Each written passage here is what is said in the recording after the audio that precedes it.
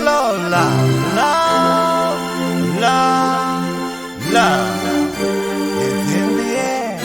Monday, love, we made it. We're going to do a little riding show. We're going to talk about some pipe organ. Because we went to an event earlier, and it was very beautified. I wish I knew the name of the show. The name of the show was Safety Last. It's a silent movie. It stars Harold Lloyd. And everybody knows it from the one scene where he's climbing the wall and he stumbles. He's like 5 stories above the ground. And he grabs onto the hands of the clock, and the clock comes out of the building. And he's dangling in the air from the clock hands. What a wonderful show. I'm going to try to pick that and find it online or something. Try to get a footage of it. So let's discuss a little bit about pipe organ. You was talking about how the building of Ken met Ben. Who is Ben, first of all? Back in 1952. Well, Ken Whipper began taking care of the organ in the Temple Theater in Saginaw in 1952. At that point, it had been in place since 1928. Needed some repair, and he volunteered to repair it at his own expense. And he kept the organ going. The organ originally, of course, was designed to accompany silent movies, but of course, by about 1930 or 31, that movies had sound, so the organ wasn't being used as much. But they kept it going, and it was they keep using it. They play before movies there. They play before other events. They have a stable of organists in the Temple Theater Organ Club. And they just do terrific work. So anyway, this was Ken's retirement party, Ken Whipper. It was his 70th year of caring for the organ. It's a Barton organ. Many people who are familiar with theater organs, they know about Wurlitzer, the mighty Wurlitzer, because Wurlitzer built a lot of organs, thousands of them. Barton only built, I think, fewer than 350, and they were in Oshkosh, Wisconsin, so their organs are mostly found in the Midwest. And the group called Butterfield Theaters that owned the Temple Theater commissioned an organ for there, and they commissioned one for a theater that once was in Lansing, and also one which still exists with the Barton organ in Ann Arbor, called the Michigan Theater. And Ken has kept this organ up. He has the advantage of having met Dan Barton, the founder of the Barton Organ Company, back when Dan was still alive, back in the 1960s, and picking his brain to see what the organ should sound like. And he had an idea that it sounded pretty good, so he sent Dan Barton a tape recording, and Dan Barton's response was, "I wish all of my organs sounded as good as this one. That's exactly what it was supposed to sound like when it sounded like when it was installed, and that's how it's supposed to sound today." So the organ is quite a story. It's basically, think about Dolby sound in a theater now. This is like 1920s Dolby. The organ is huge. It is the music background, but it's also all of the sound effects.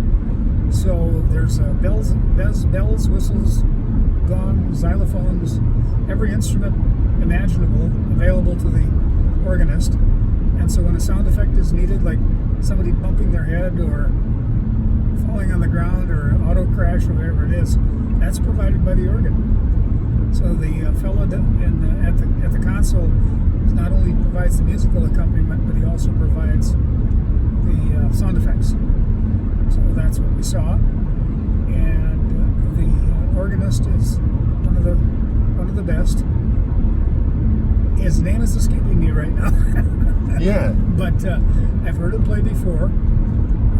The silent version of Ben-Hur in Ironwood, Michigan, which also has a Barton. That's in beautiful shape. A Barton organ. Barton organ, correct. Or say it again.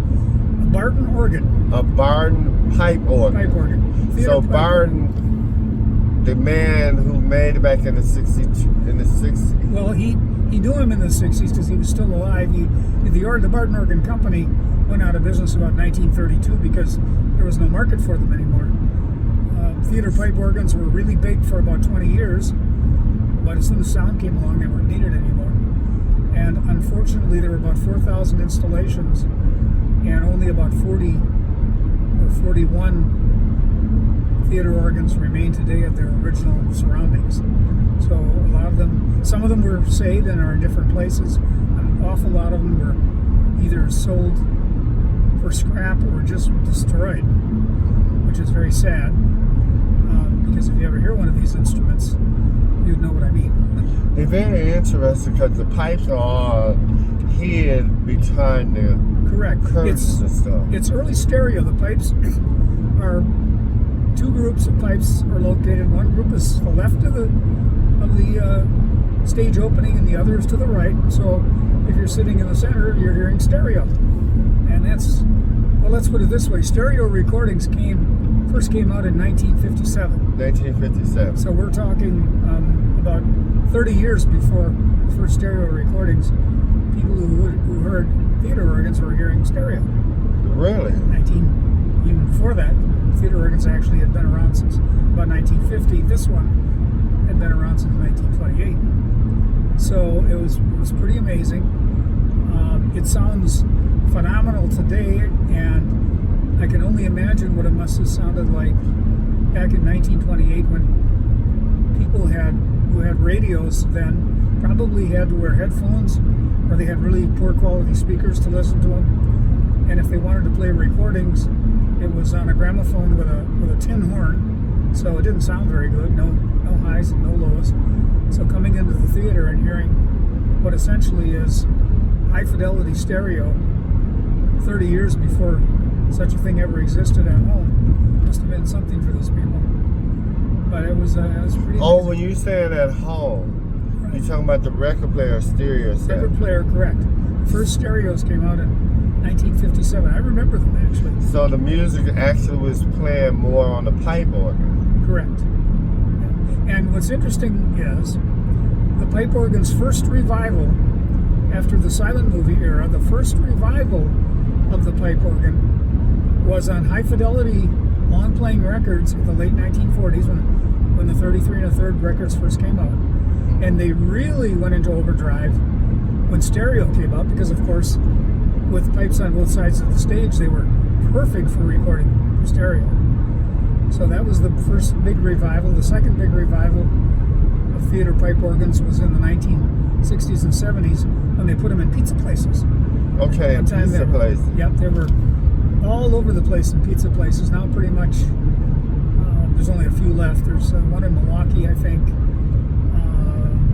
There's one big one in Mesa, Arizona. And there might be a few others scattered about. But at one time, any city of any kind of significant size had a pipes and pizza place. Grand Rapids was the first time I ever saw one of those. That would have been in the early 1980s. And that was closed down, and the organ is in a museum now. But yeah, two big revivals. One was when the recording technology got good. They do make a terrific recording for home sound if you have a really good sound system. They sound amazing because they're set up for stereo. That's how they were designed long before there was stereo. Wow. Yeah. So all the sound effects, what made them come up with those sound effects? Because that's what the movies needed. What you've got with a theater, a church organ is an organ. It's designed for church performances. The theater organ has all kinds of extra voices that you don't hear on a church organ. And the theater organ makes use of this wavery sound vibrato. That's real rich and hard to describe it, except it's vibrato. It wavers back and forth. Yeah. And some church organs have that, but not to the degree that theater organs do. And the theater organs have certain very specific voices that are designed to set the mood for the movies, which obviously you don't have to do in church. And then there's just basically orchestral instruments in the organ chambers themselves. They have glockenspiels, they have xylophones, they have trumpets, great big bass drums, snare drums, and all of these can be operated from the organ console by the organist. So they have they have a surf effects if you got an ocean wave that's crashing in. They can do pretty much anything, and of course you have to be really, really talented to play for one of these movies. Every theater organ movie accompanist that I've ever seen doesn't use a note of music in front of them. It's all in their head. And well, like the guy said, I wish I could recall his name as well. Yeah. He watched the movie about several times and felt the feeling of the emotion of all. Yep. That's, yes. And every time he plays it, it's a little different. Correct. Yep. Just like with singing too, I guess, or anything else, you make it even more unique of your own. So the music that he composed with that, was his own music? It was his own music. Well, he used popular tunes. Correct. But he wove them into the tapestry of the movie. So it was really, and in some of the big scenes, that called for, loud music. The organ, it's just amazing how much volume that organ can produce. And those theaters back then, they were designed with perfect acoustics. And the reason is there were no microphones. No microphones. There were no microphones. Well, I guess you wouldn't need no microphone because it's so loud. Well, but not only that, but for the live performances on stage, nowadays, people wear microphones That's to correct. help amplify. They didn't have them back then. So the theater had to be designed with perfect acoustics so people in the back could hear just as well as people in the front. So you take those perfect acoustics that are needed for live stage performance, and then you couple that with a pipe organ, and it's just, you heard it. The sound is beautiful. It's unbelievable. Yeah. I recommend anyone never heard a pipe organ or seen a silent movie must see one. They are very unique, dynamic. You'll be just extremely amazed of the way they can. You're watching the voices moving and you see the dialogue on the channel, but when you see the man building it was just hilarious how he just captured they capture every emotion of every scene. Between the music and the sound effects, you don't miss the voices. You pretty much, they put what they call intertitles in, title screens. That have the dialogue on them. Yes. In a place where it may not be clear to you what they're saying to each other. But most of the time, you know what they're saying, by their facial expressions. Silent movie actors, sometimes we kind of laugh because they look like they were overperforming, with their facial expressions and reactions. But in reality, they had to do that because they couldn't say what they were feeling. They had to show it through their face. So that's why they did it. So that's the same as doing this entertainment or model and fashion. You show with your face expression. Right. Exactly right.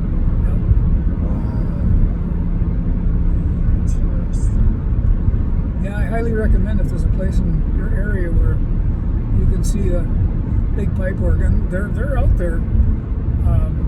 One that comes to mind had been there. Well, you've been there once. I've been there 3 times. Yeah. Is Radio City Music Hall for the Christmas show. Oh yeah, Radio City. I think that's the largest theater organ still in existence at Radio City. Right across the river in Jersey City, the Jersey Lowe's has a huge pipe organ. Big, beautiful theater, all restored.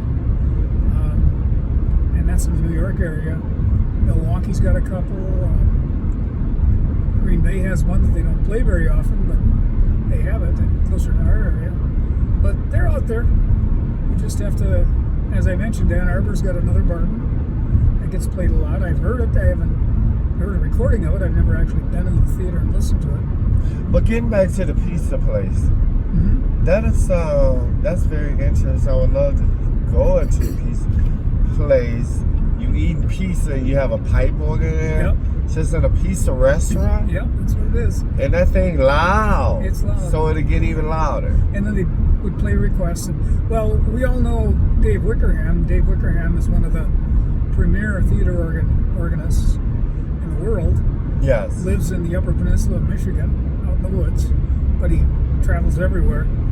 And that's where Dave got his start. In fact, that's where a lot of today's best theater organists got their start, if they're a little older, was in pizza places. Oh, really? Yep. Interesting. So they're, once you hear one, it's people. I always have to laugh because the Ironwood Theater in Ironwood, in the back of their programs, and it's on every program. It says, describes the organ and says, "This is not," in all capital letters, a church organ, because they want to make sure this is not going to be boring. You're not going to be singing hymns. This is an organ designed for performance. The best thing I think you could call it is be an orchestral organ. In fact, and what? An orchestral organ. It's substitutes for the orchestra. In fact, when Wurlitzer first started making theater pipe organs around 1912, they didn't call it a theater organ. They called it a unit orchestra. And the reason they called it that was because in the big cities, their pitch to the theater owners was, hey, instead of paying 20, 25, 30, 40, 50 piece orchestra, which is a lot of money, this theater organ, this unit orchestra, will replace all of that. That is correct, because you play violin, every instrument everything. you can. Yep. Wow. Every single thing. And while a lot of theater owners, the big theater owners, didn't get rid of their orchestras, but they did buy the organs, and they would use the organs for afternoon and late night performances, and they'd save their orchestra for just the prime time when most people came to the theater. This is all, of course, back before television. That was the only place for visual performance. The only place you could get it was the theater. And back then, of course, in the era of the temple, when you went to the theater, you saw not only a movie or a photo play, as they used to call it, but you also saw live performance. You saw vaudeville. So they did it also with live performance. Correct. A lot of these theaters that were threatened with demolition, they were saved because local community theater groups were able to repurpose them for their community theater activities. And they also make, since most of them are quite large, they also make great concert venues. The Fox in Detroit's a good example of a huge concert venue. I think they could seat 6,000 people there. It used to be strictly a movie house back in the day. Really? Yep. Fox Theater, yes. Wow. So that's the history of it. Wow, very fascinating. But you've been on a lot of tours. You're in a pipe organization, right? Anybody that's interested in more or hearing some samples, just go online and go to atos.org. That's atos.org, and you will learn more than you ever wanted to know. Well, you heard it. You must say, but also they can get on TC Classic. Sometimes they show TCM. TCM. They will show silent with Silent Moving Classic. Sometime with organ.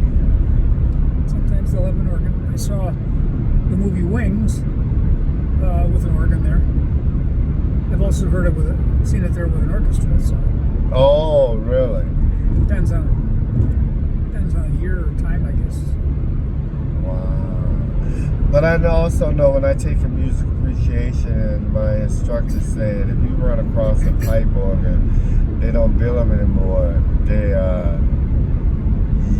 They're very hard to come by. You're just blessed to get a pipe organ. Yep.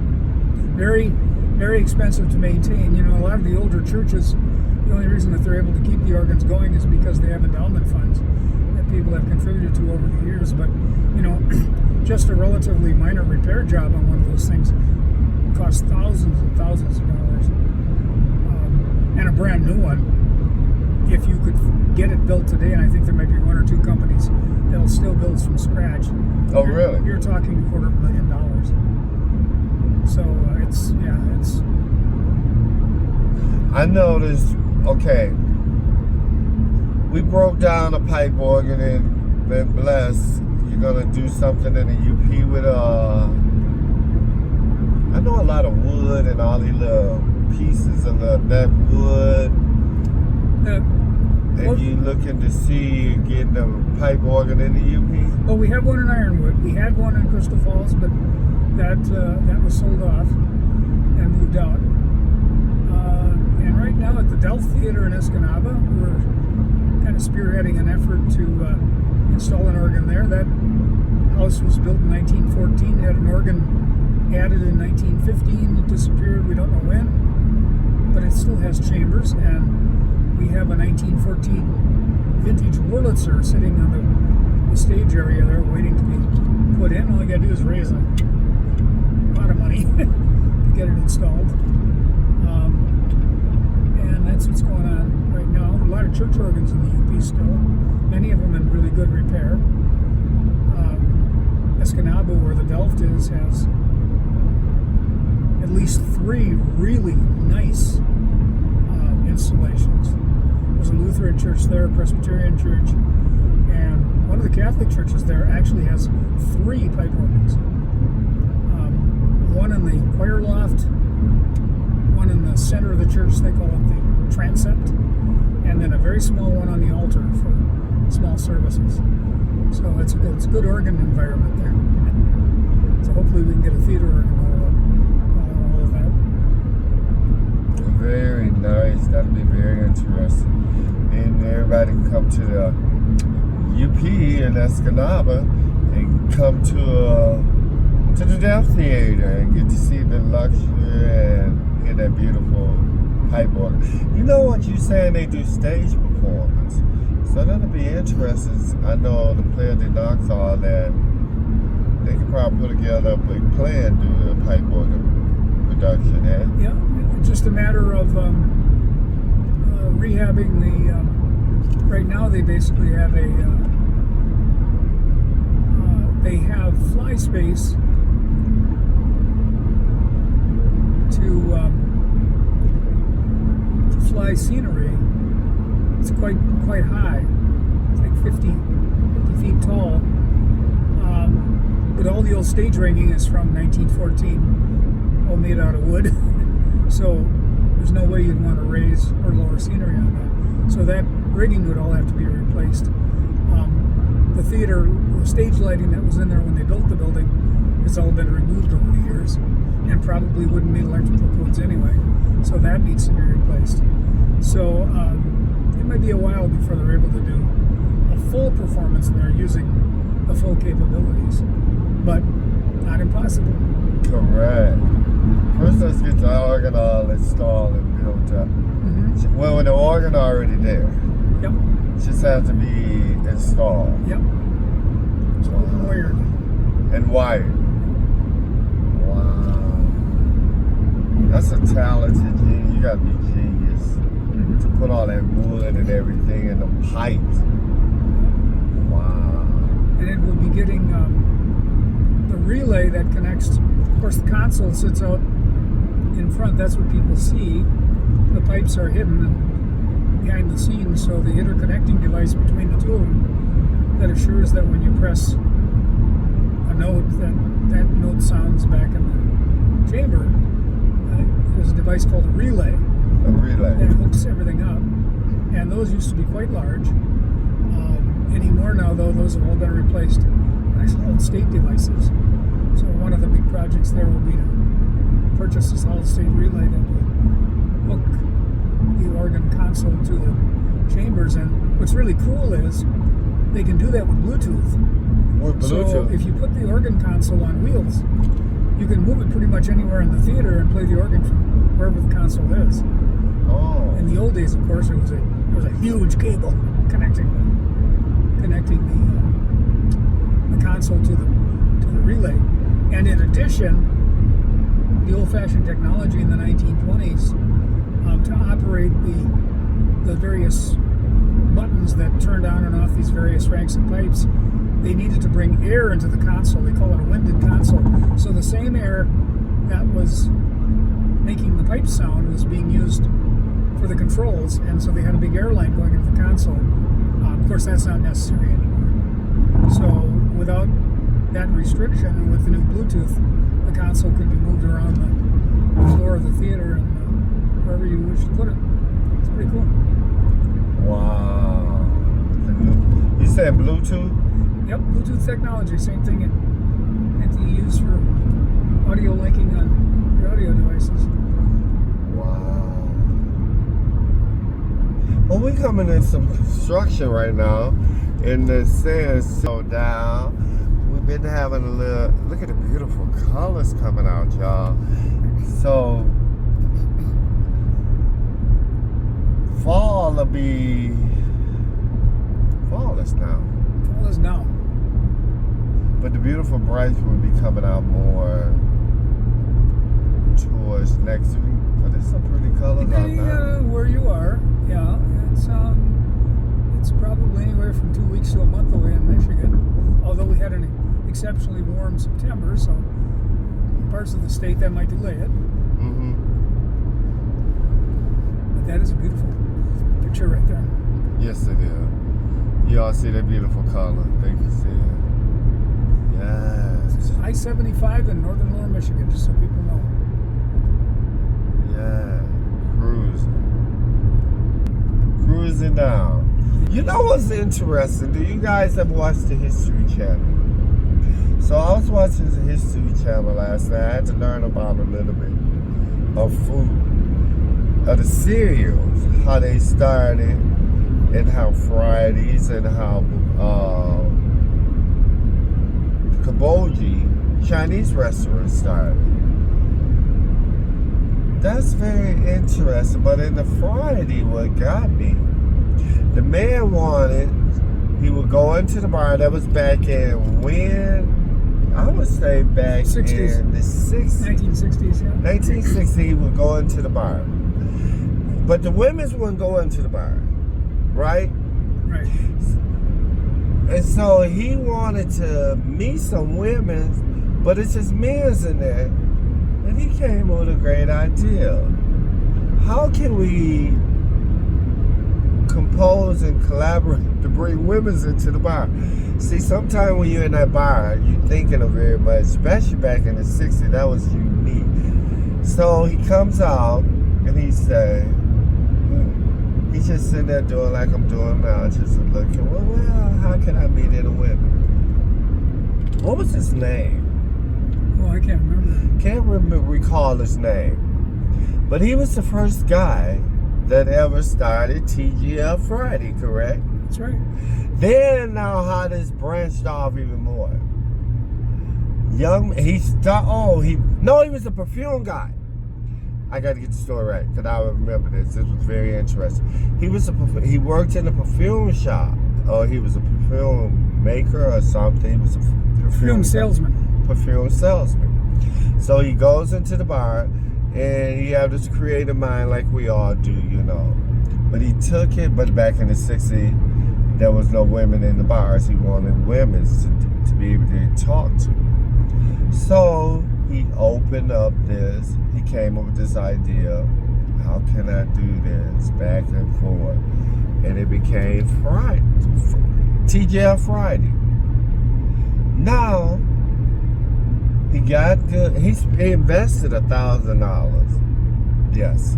He invested $1,000 and I think he said he stole $1,000 from his mama. Yeah, you see, that show was so interesting. So he stole $1,000 from his mama, but his mama was very fortunate and rich after that. And it basically was $2,000. Wow, with the money back then, you can build all these restaurants. So he built it, and his business exploded. It became very well. So now, it's a businessman come into there. And he very impressed of how his business is running. I wish I could think of his name as well, but I can't think of his name. But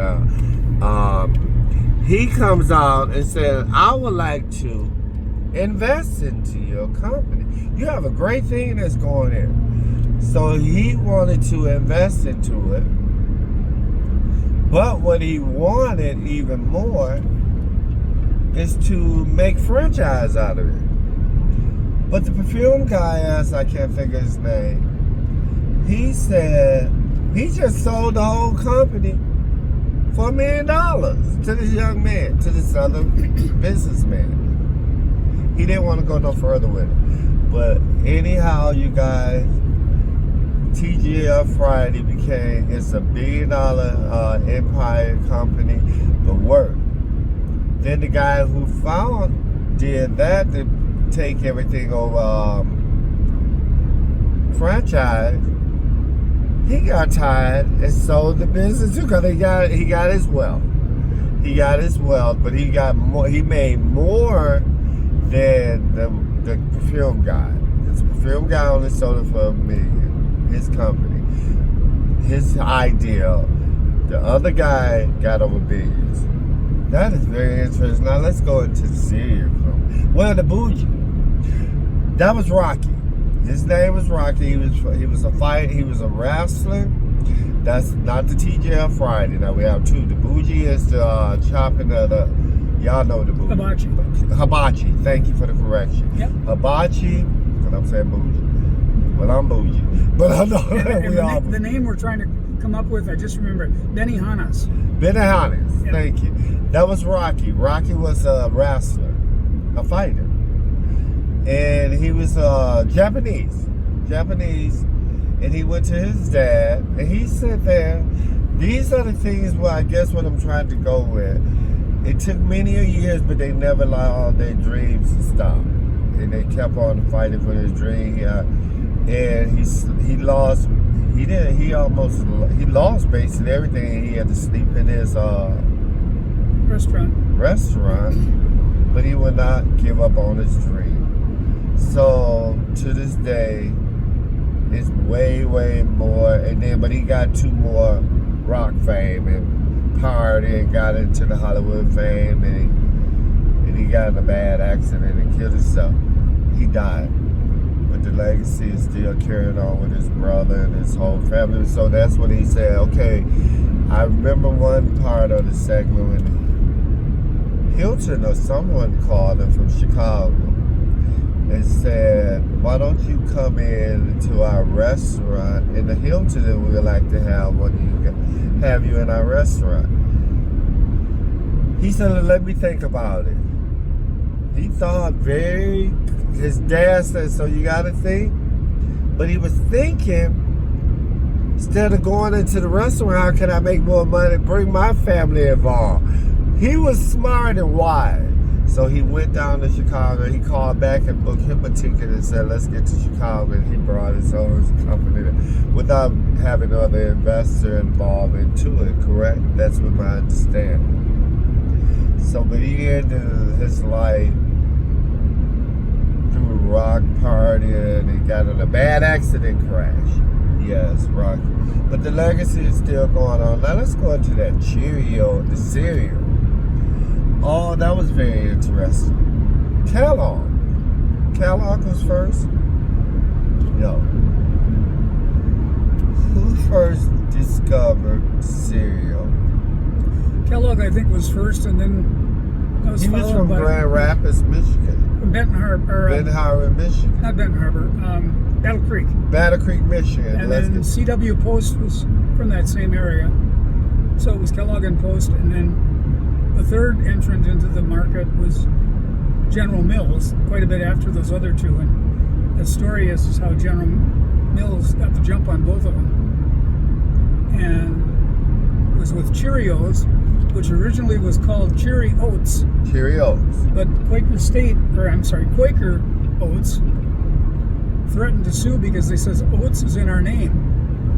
And so General Mills said, well, we're not going to fight it. And they came up with Cheerios, and just put on the bottom of the carton for a while that formerly Cheerios. Yeah, that was it. Didn't hurt them at all. I think it's still the world's biggest selling cereal. Yeah, Cheerio is I love my Cheerio. Keep my cholesterol down. I can eat them raw.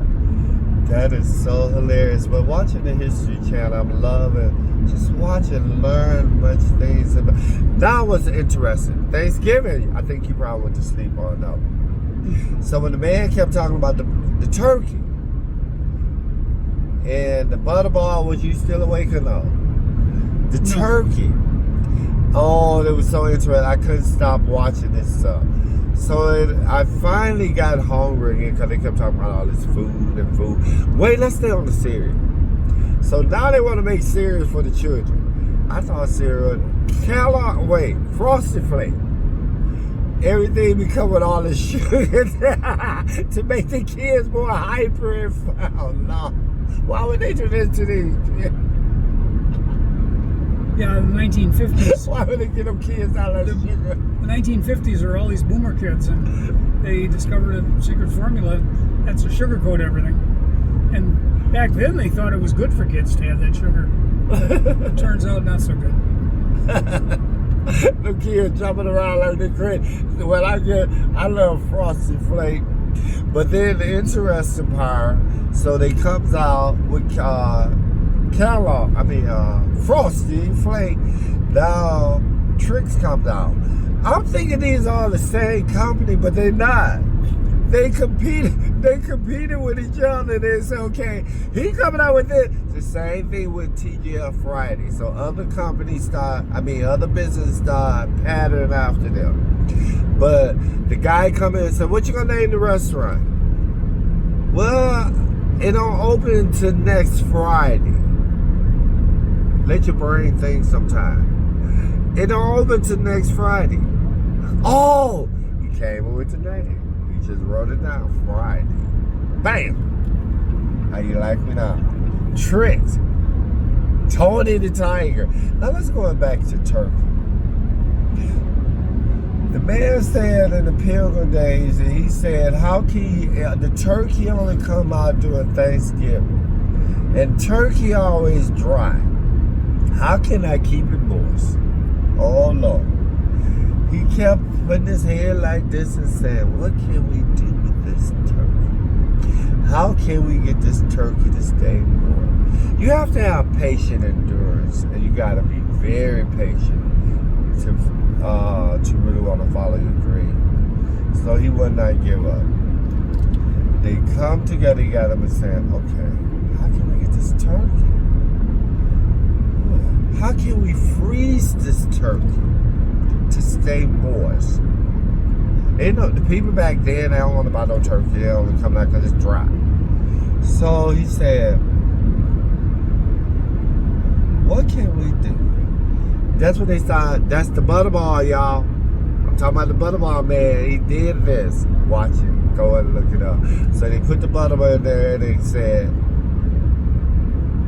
that's how the Butterball turkey became. You have to watch the history. And they had put this stuff all in to make it more moist and juicy and stuff. And air fry. It was back then they called air freeze. Air fresh. You know how you take your stuff and you put it in a Ziploc bag? But back in those days, they had a process that you could air freeze all your products. So now let's go. They were still in the turkey. Then they said cranberry. Oh, that was very interesting. And I think the cranberries come so often in the season, right? Cranberry. Yes. And it was over, what I was saying, cranberry more, it was a Scottish or Scotland? Cranberries? Yes. I don't remember. I know they grow a lot in Wisconsin. I know that. And in Massachusetts. But the person discovered this, I think was from, that could be it. But anyhow, Ocean Spray.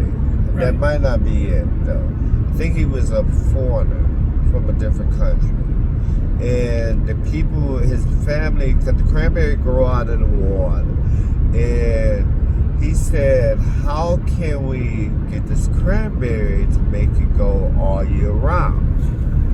And so the people out there that grows the cranberry, he said, let them just float up. I think they always be under the water. I think they are, yeah. Yeah, but this time, they grow in bogs. Yeah, they grow in bogs. Yeah. So what he did, he kept saying, how can we make this cranberry all year round? Oh, interesting. So the people They went along with him. I guess he must have some money to pay these folks because that was their business, that was their livelihood. They had they farmers and their cranberries grow out in the water, so we're gonna take a risk and they're gonna let the cranberry grow up. So the cranberries grew up. Guess what happened? He took a whole jar in there for them. They became all mushy, soft. And he said, "What can we do with it?" He put his hand in that bucket. He put his hand like this, and he had that, and then he put it in his mouth, and he tasted it. He said, "Oh," he smiled. The spark hit his head. But the other workers didn't believe this, because they thought their cranberry, their money was ruined. They realized you had came up with a $1 billion company, even more, with the cranberry. So he discovered that's how the cranberry juice and the ocean spray now. He said, now how can we freeze this and make he saw, you know how Jell-O, I did not know they used to make Jell-O and you have Jell-O in a can. Did you know that? I didn't know that, no. I always thought it was in a box. Oh, Jell-O in the box. Yep. Okay, they have Jell-O. I thought it was in a can or something. He said, okay, now they come up with, how can we make cranberry salt? The man put the cranberry into the can. And this way back in the, I say, way early in those years, 60 or 50. So the man came back with the cranberry in the can. He said, this is a lack. He threw it out on the table. He said, this was lack. It's just like a piece of Jell-O. So the man cut it. He said, this will be cranberries for Thanksgiving. It's sweet. People like the Jell-O, but it had the sweetener, and you cut it and slice it. That's all this stuff be coming out. Watch the History channels, and it's very interesting with the food and all that. It's very interesting. I was very impressed with all that. So that's into the day. Just never give up your dreams, what you have into life, your vision, your creativity. Never give it up. It's very interesting. You have anything else you would like to say to the audience? No, that was good. All right, as we always say, Mr. Happy always say, love, love, love is in the air. Do not allow any obstacle to come into your way to stop you from succeeding with what God have planned for you today. If Mr. Happy can make it, I know you can. Until then, wait, let's keep subscribing and let's keep liking. I thank you all from the bottom of my heart. And let's keep sharing. And you know what? I thank you. Later, happy birthday until then. Hello, love.